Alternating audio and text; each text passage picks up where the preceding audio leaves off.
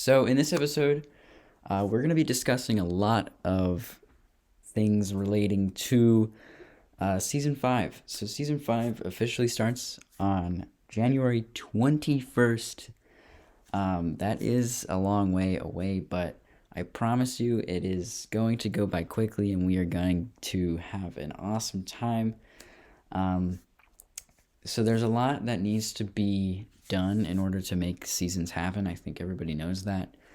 Um, but basically, one of the main things that we need to do, that you guys will see from the public standpoint, is team applications and staff applications. So, the first topic we're going to be discussing is team applications. So, those are officially going to be coming out on um, Monday of next week. Sorry. I get my dates confused. There's a lot going on. So basically, if you have a team, you can apply your team at any time.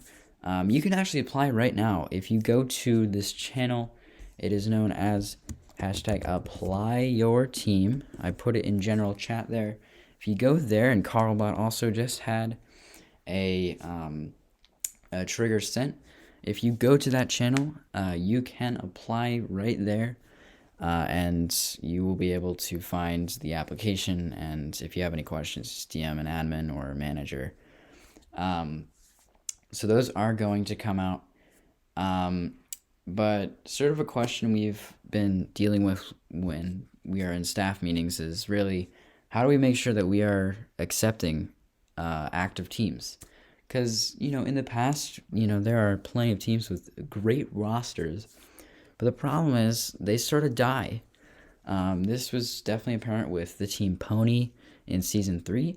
They were very active in the first 3 weeks, and then they just sort of died because that's what happens sometimes. Clans they get pretty big. They get big in community, and then they just sort of die out. And some teams, they just disband altogether. So it's unfortunate, but we do have to compensate with that, and I think this season we are going to be releasing a contract, so all team leaders will have to sign it, and basically it is stating that your team will not disband from the league, it will not merge with another team in the league, and the only time it can leave is if we disband it. We can disband teams mid-season if we find them in contempt of anything that is breaking the rules. And that has happened before. We have had to do that because of just getting by the rules and trying to break them. It is not a common occurrence, but when it does happen, we do need to compensate for that and find a new team. So basically, what we have looked for is really the rosters. Every application has to have a roster. That is the key component. Along with just the simple clan history. But the roster is the key component with finding out who's playing, who's going to be the main lineup. But the reason why we require such a long list of people, even though the max is 15, is because we need to make sure that there is enough overlap so that there won't be any chance of like a team losing so many members to a new team joining that the old team can't actually play. So basically what we go about accepting new teams is basically we look at the rosters. If we see that they are a roster size that is relatively big, they have a decent amount of members that aren't already playing for a team, they're going to get priority over a team that has a bunch of players that are already playing for other teams in the league. Because we are aiming for the most active teams, not the best teams. We don't need to have the top teams, although we do. We have some of the best teams, EX2, EXL, NL, BLZ. They're all coming back this season, and they're gonna even ELV might be showing up a little later. And then of course some small teams that are I guess Fate as well.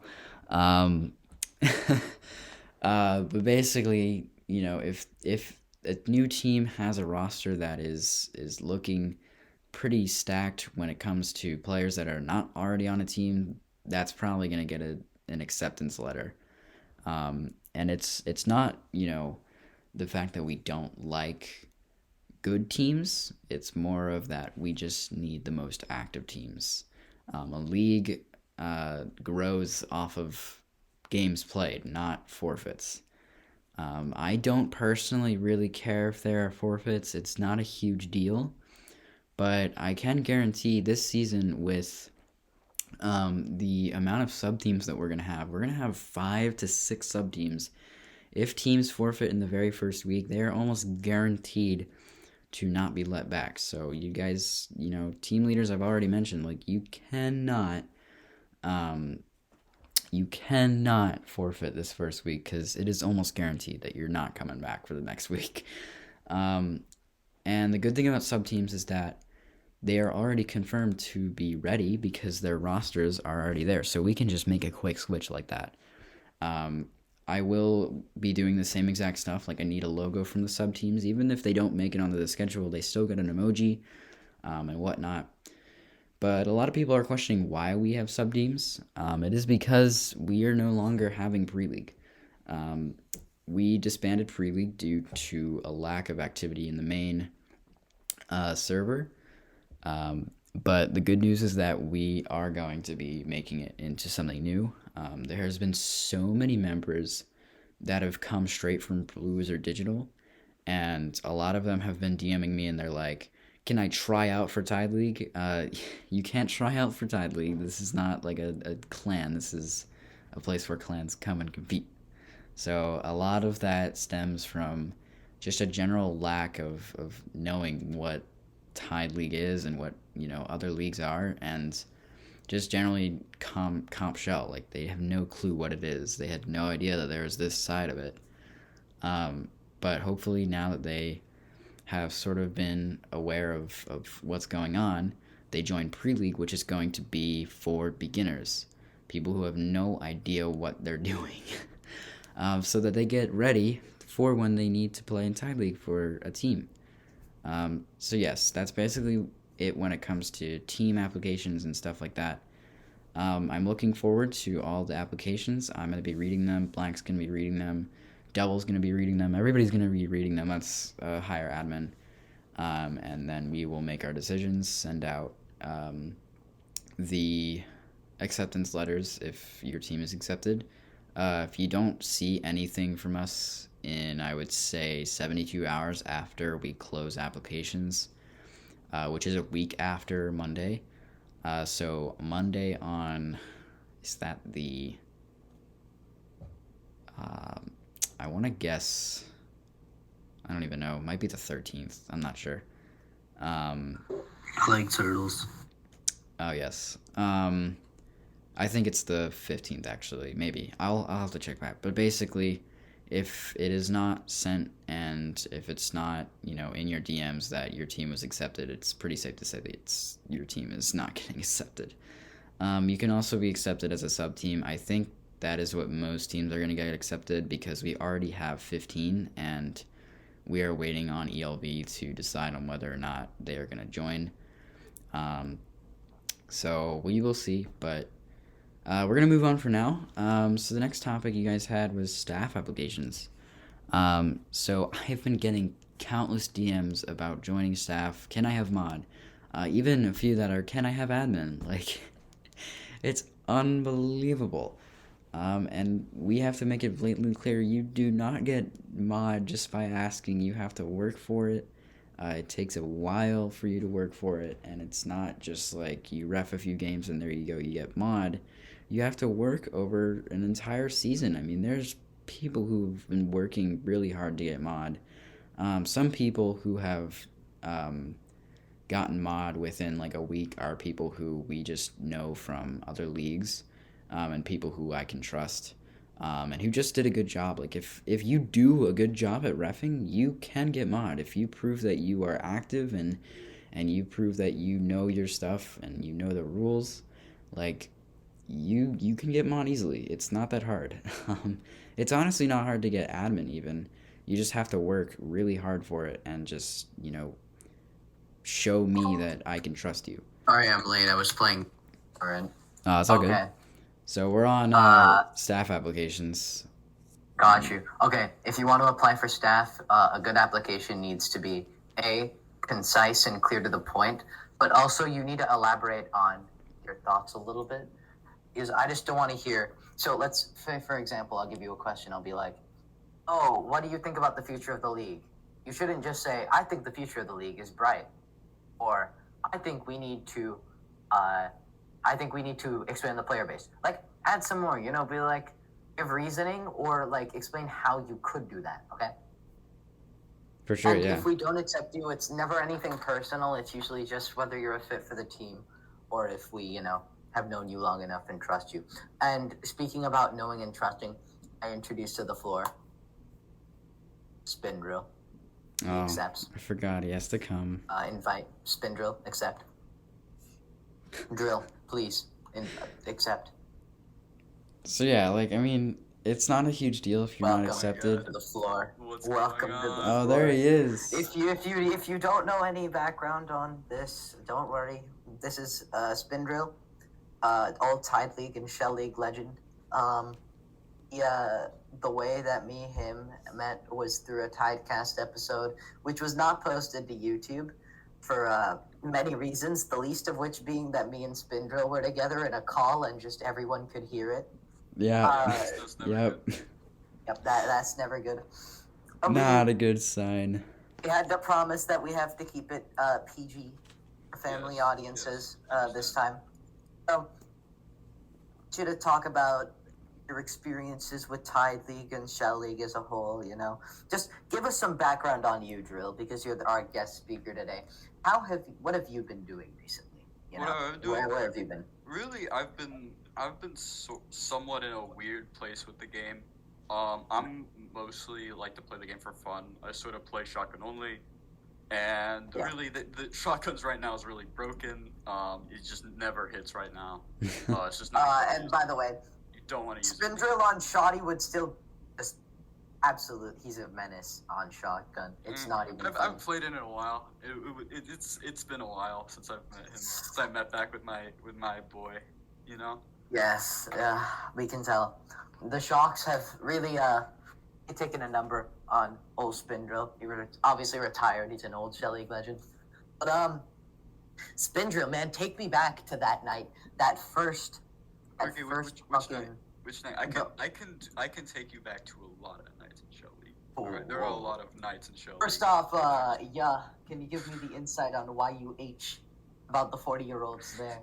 Yeah, why are they disbanding that server? Literally, it was at least 6 years older than I was, if not a decade. It was still fun though, because even though there was an age difference, it wasn't actually awkward, which was kind of weird. Yeah, it wasn't awkward. We'd spend a whole night just going off with scrims, and we'd be playing all night. We'd be talking, and we had stuff to talk about. Right, we talked about our own lives, how we were doing, and we would just be running games. It was awesome, right? And we'd even do crazy maps and stuff. Those were always great. Right. And so I remember at one time we even made a PowerPoint presentation.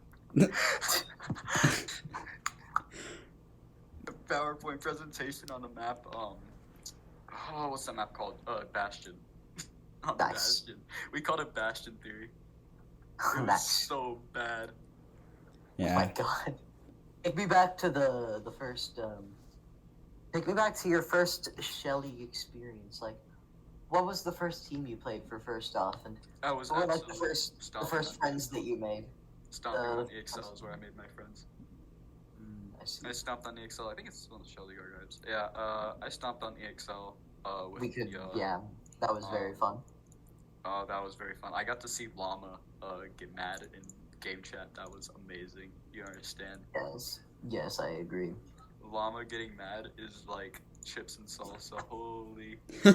Oh my god. I agree with that wholeheartedly. Anyone on EXL getting mad. I mean, I'm chill with a lot of the people there, but when they get mad, bro, it's actually pretty funny. It's a new world. You don't normally see a cat script get mad unless he's playing Cat is not like he just does not get No, mad. you haven't seen him when he plays Clash Royale, but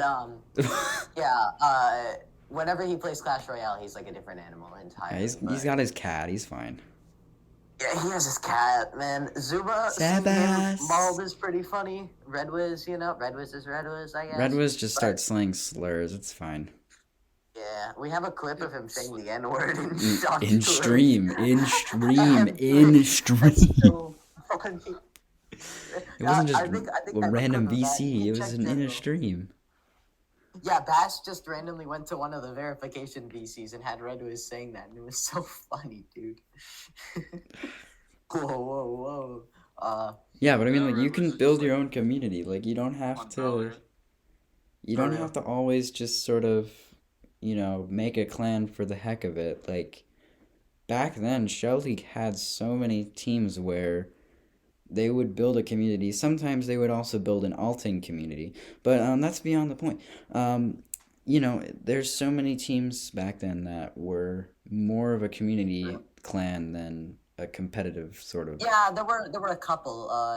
PLG was a big one, but they were competitive as well. But that was just because Bean and Nez. Yeah. I also had Quantum QTM that was around for a while. They were pretty big actually. They had over 1,000 members for a while. Mm-hmm. There were a couple of pretty big clans like that. That build like communities around them. I'm pretty sure one of my favorite Shelly clans of all time, other than was, because I have a lot of friends from was AFM, because I have a shit ton of friends from AFM, like K-Soul, Jack B, 3Zik, all those guys, Goats. Red Wiz was from AFM. He won his MVP season at AFM, I believe. He's a that's a good plan. Honestly, one of my favorites was Clash. I loved Clash so much. Clash. It was a great clan. Oh my god, dude! Wait, TNT, bro. TNT best. Bro, I played on TNT and S1. No, we don't speak about that. How about USA, bro? Not the one here, fucking Chris Kyle's USA. Yeah, the actual OG USA. That was the best. Yeah, then Phoenix 1v4, and Phoenix was. No, I'm just kidding. I love Phoenix. Phoenix can 1v4 them to win the season. That was hilarious. Phoenix, if you don't know, was the original leader of what was it? Bunch of original clans. OG Elv. He was one of the people that founded that, along with what is his name? God. Oh my god, I'm forgetting his name. I'm forgetting his name, but UJ. UJ. Uranium Juice. And there were a bunch of others. McCreamy, who is now known as Kohi. He was one of the people who made that. And that was McCreamy? Mm-hmm. Yeah. He is McCreamy.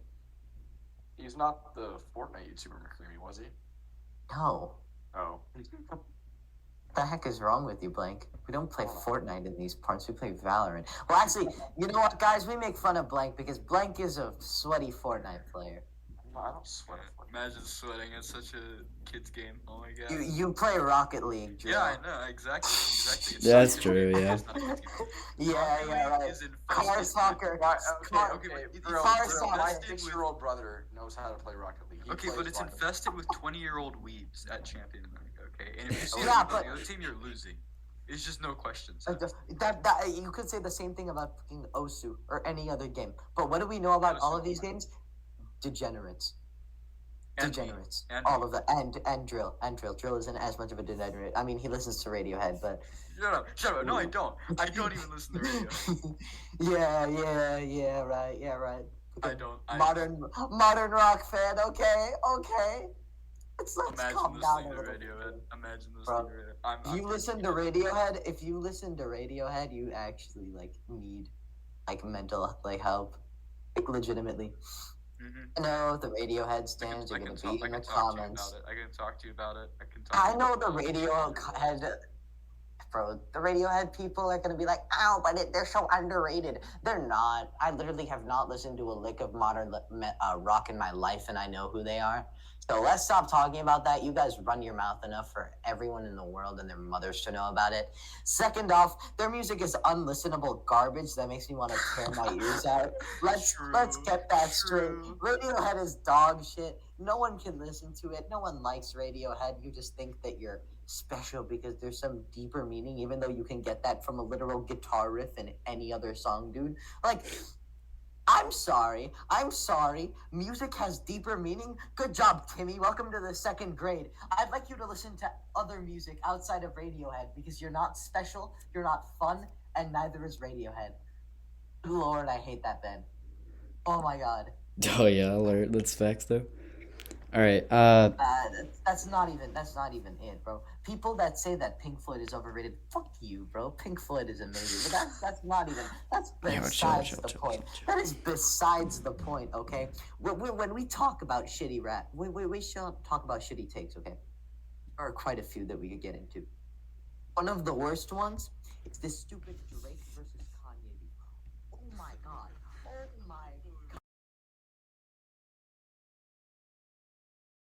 We should make a TideCast Spotify. It'll just be ambient. It'll just be ambient ocean sounds. Who doesn't want that, bro? So we can. So yeah, TideCast Spotify, YouTube. Wait, this is on the YouTube. Yeah, subscribe to the YouTube. Join the Discord server. This PG, by the way. I'm just gonna remind you. I'm trying my best. Finally, should we pre-choose game maps or let the teams decide? Drew, I'll let you weigh in on this one before I do. I think we should decide on maps, or do you think the teams should?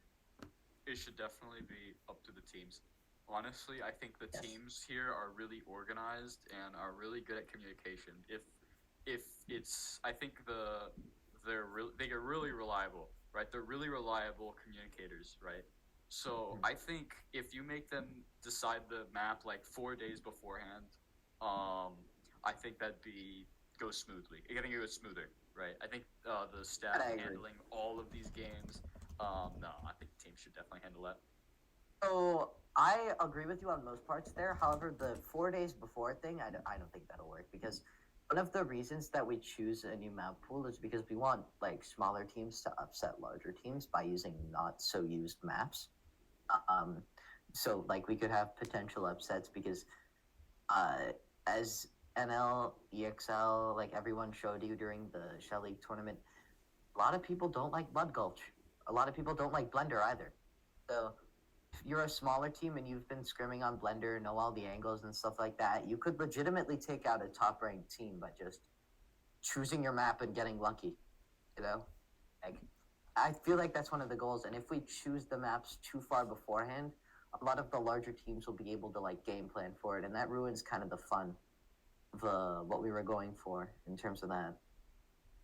I agree. Yeah. For sure, yeah. I mean, that's about it. Yeah.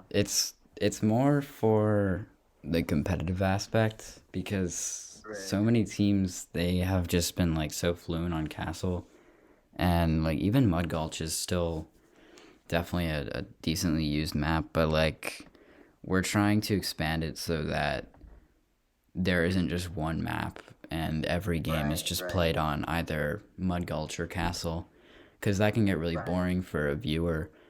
And it also like it just gives so much more advantage to teams that are already set in stone, that are just, you know, known to be very good and they have very good lineups and such. But like if we were to say increase the amount of maps that you could possibly play on, that gives an advantage to teams that are maybe not so great. We could introduce like what Valorant is doing with like a double elimination, where you have like teams that can knock one map off the board and then, you know, so on and so forth. Yeah, we could do that. It all really depends on what teams want and, you know, what more specifically what players want. But, you know, sometimes we do have to make our own decisions based off of what we think is best for the league, not really what the overall people think. You know, there are so many occasions where we've had to do that based off of just the fact that just because people like that team and they're so good and I should be doing math homework right now. Yeah, I should actually too.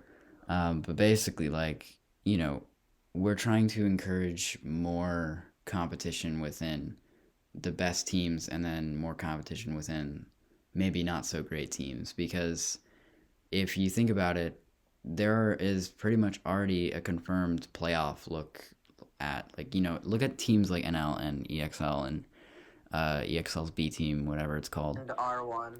R1, I guess. If they actually make it, I don't know. They're a sub team. Blank. Your name is literally blank, just like your mind. Okay, shut up. And ELV as well. Like those are 4 teams that you could probably see in the playoffs, and you don't even need to like look at it. No response. No response. Yeah. But like, if we were to. You're getting diffed by Shooter here. Shooter's already done his homework. No. You're getting I just got ratioed by Shooter. How did I get roasted? That But yeah, there were a few questions that people had. So, someone asked, please give away a gun. So the topic was already addressed, but basically, invite giveaways are gonna be so much more frequent. I mean, you guys have no idea. We gained 500 members in legit 1 week. That's insane. We're currently at 1,584 members. Like, we're legit close to surpassing Shell League. Like, it's actually in the near future. I mean, it's insane. Yeah, it's quite insane. Considering that my main man, my homie, Sweet Prince Wex nuked Shell League. I love Wex, dude. Yeah, he set it up for us. Not in the best way possible, but... I love Wex, dude. I fucking love Wex. Anyway, he set it up for us. If you meet Wex, tell him Double said hi. He's a wonderful man. Or if you meet one of his alts, which is probably just some generic name with an anime or Pokemon profile picture. And I'm not talking about Puff. But yeah, I mean, like, we're going to be doing a lot more of those. I get DMs all the time asking for codes. But, like, I can't exactly just give a code to someone. I wish I could, but it is not exactly allowed. I'd be violating a contract, so basically your only chance of getting a gun from me or any skin of that matter is by winning giveaways or winning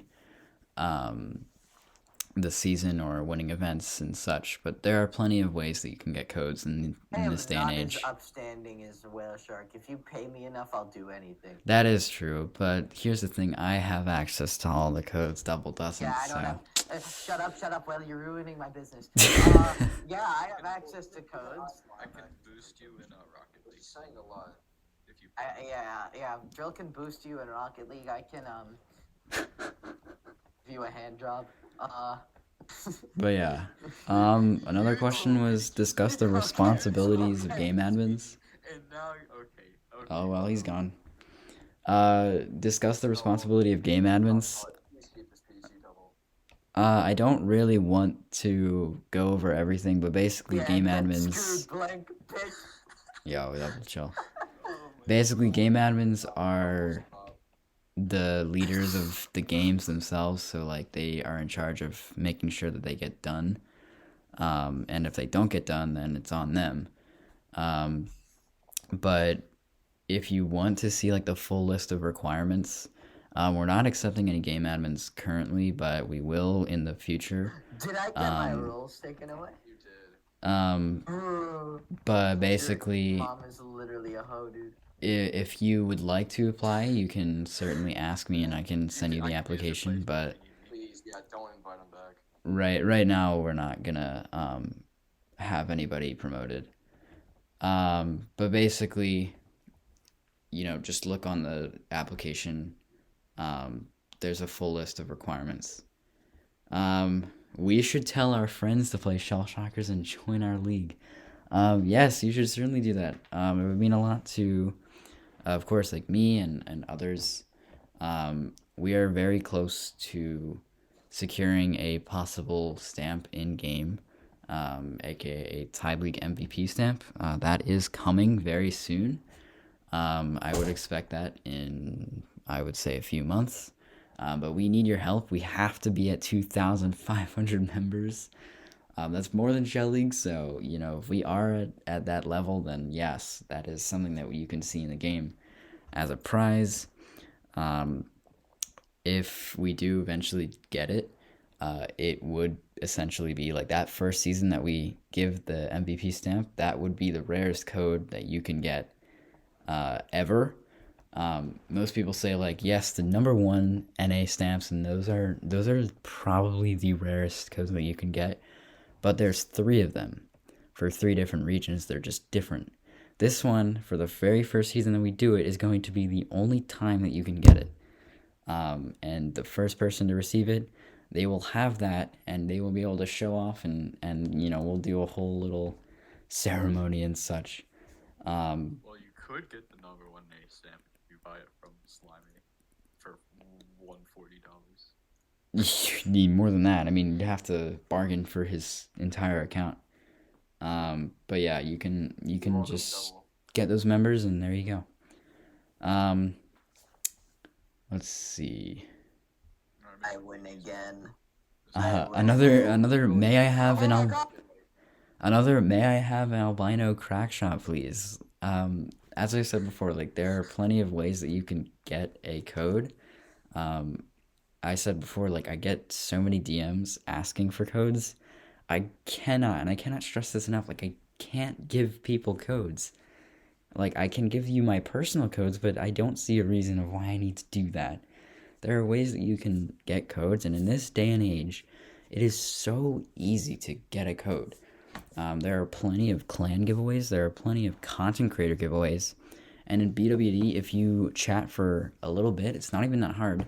If you get to level 3 in Carlbot leveling, you get access to a private channel where giveaways are hosted weekly by Wizard Support himself. And there are some extremely rare codes that you can win there. I've won, I believe, 2 giveaways now in the past year. It's pretty hard because about 500 people enter every single week.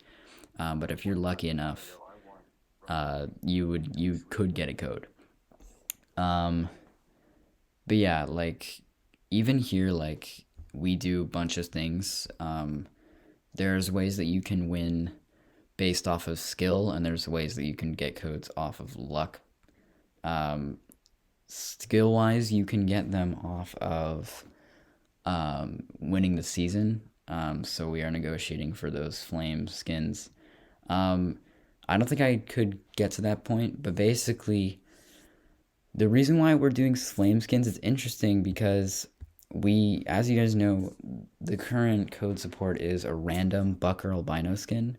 The reason why we're doing flame is because we didn't feel like it was right to have a buck be, I'd say a buck crack shot be a winner's code, and then also have a buck AK be the MVP code. That doesn't make sense because then that player could be the MVP and also is on the winning team. That means they get 2 codes that are the same skin set. That doesn't make sense. So we're trying to, switch things up.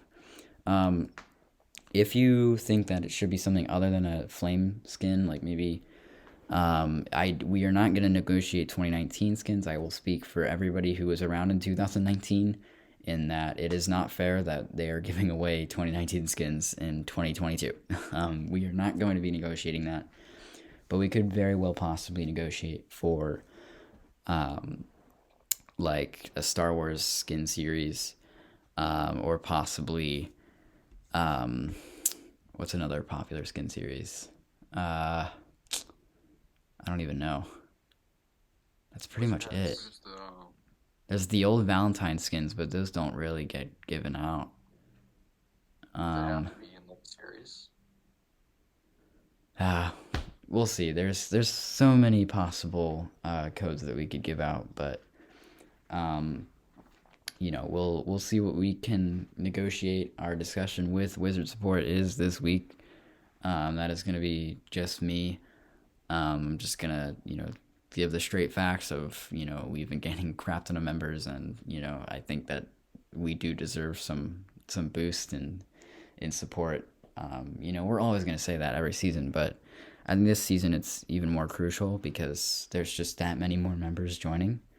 Like even while I speak, like in the middle of this, like we've already gained just 10 members just in the past 40 minutes of this episode. So I mean, it's just insane how many members are joining.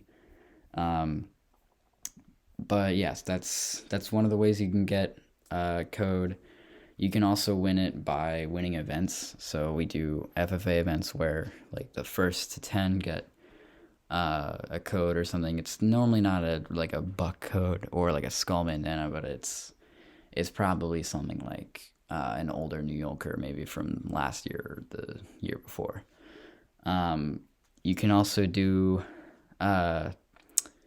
the what's it called? Gosh, there was something we did a little while back, and then I think we're gonna do again, but I forget the name of it. It was a fun event.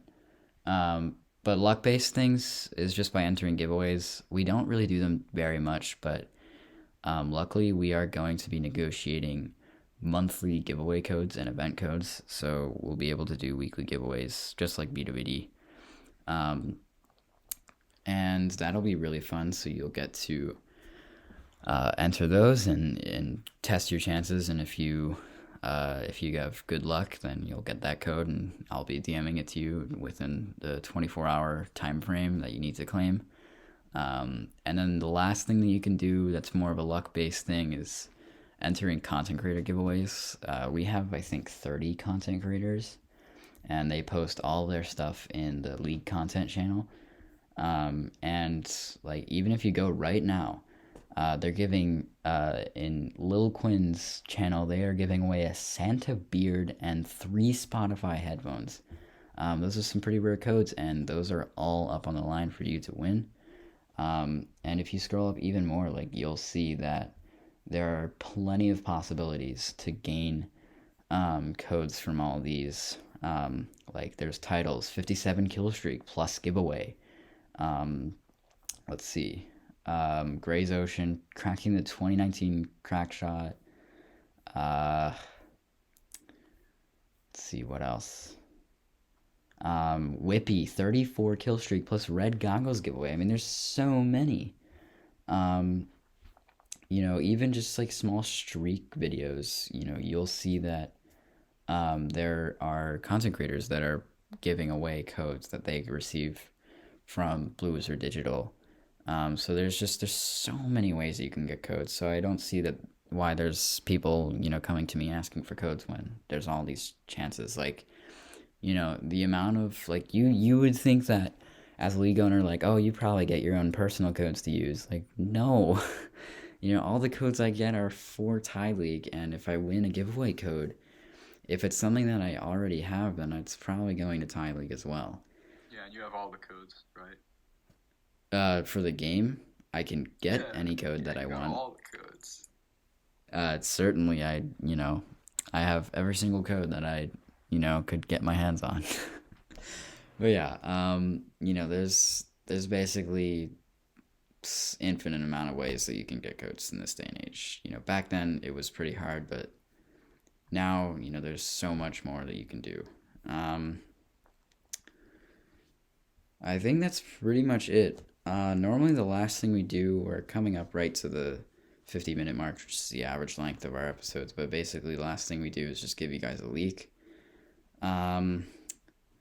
So I didn't really put much thought into what I should tell you guys. Last time I think I leaked that there would be a massive giveaway, and that's obviously come true. There was a massive giveaway. It's still happening, and there's a few days left. Let's see. Guys, Shoddy God is back in Shell League. Let's see. Shoddy God is back in Shell League. I am so happy. Oh my god. It's Shoddy God! It's Shoddy God! Oh my god. If he joins, I fucking love Shoddy God, dude. I feel like I've leaked everything to you guys. I'm trying to think of what I could possibly say that's a leak. I could say there is going to be an event. It is still being decided that if it would be a 1v1 or a 2v2 tournament, but I would expect the whole GFX of what it's going to be posted probably sometime next week. But it'll be before Season 5. It'll be that week before, and then that Friday we'll start up, and then, we'll get going with Season 5. It's going to be a good one. It's going to be probably the biggest season that we've ever had.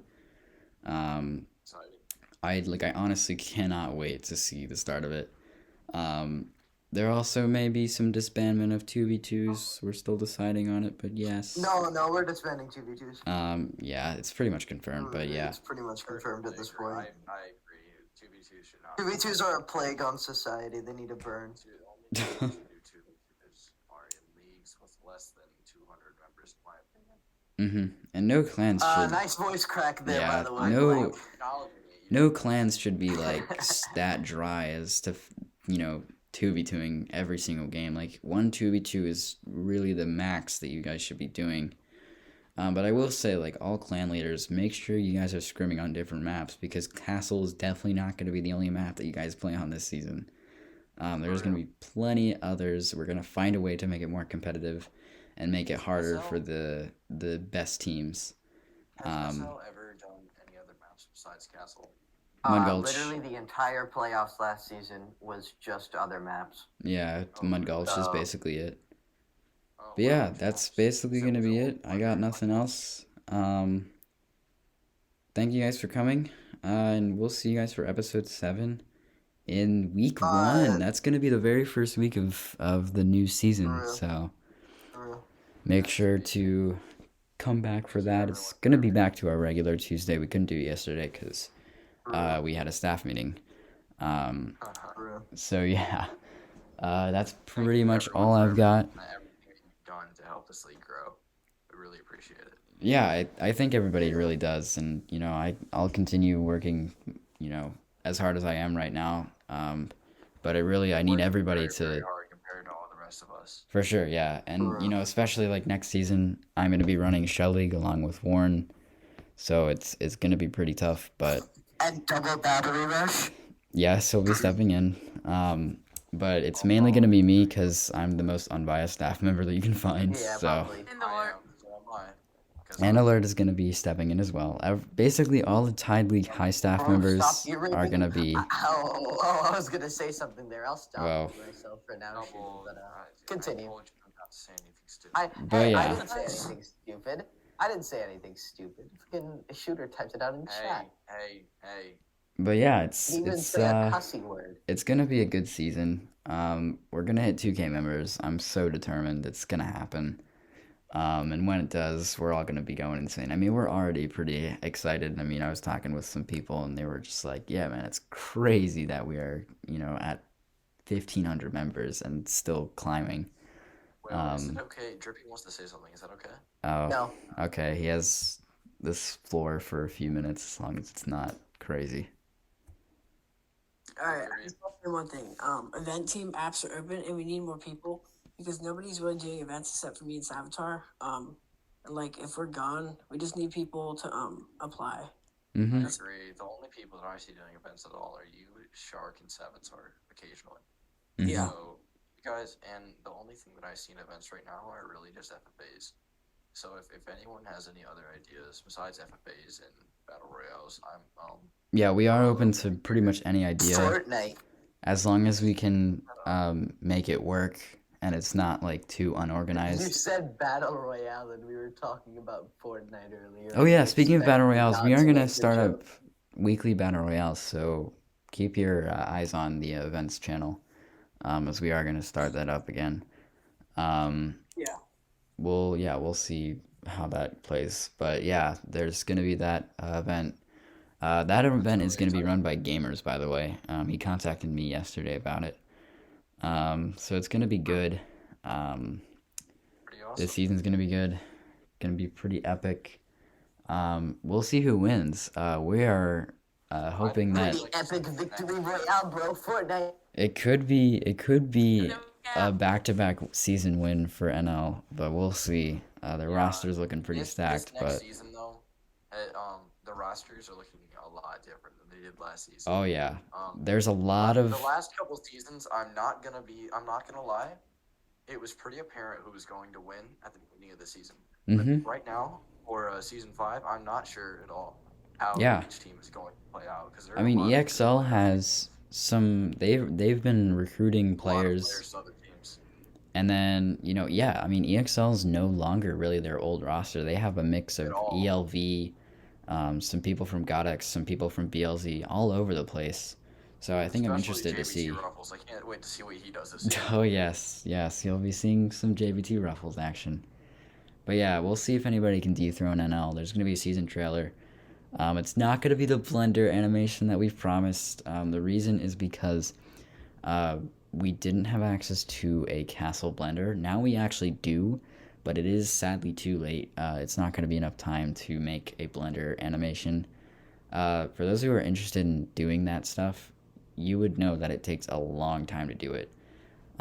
It can take upwards of months. That is why the Shell League trailer was actually late. That was due to the fact that it was such a long process, and we all have to communicate with each other and say like, okay, what would work and all that stuff.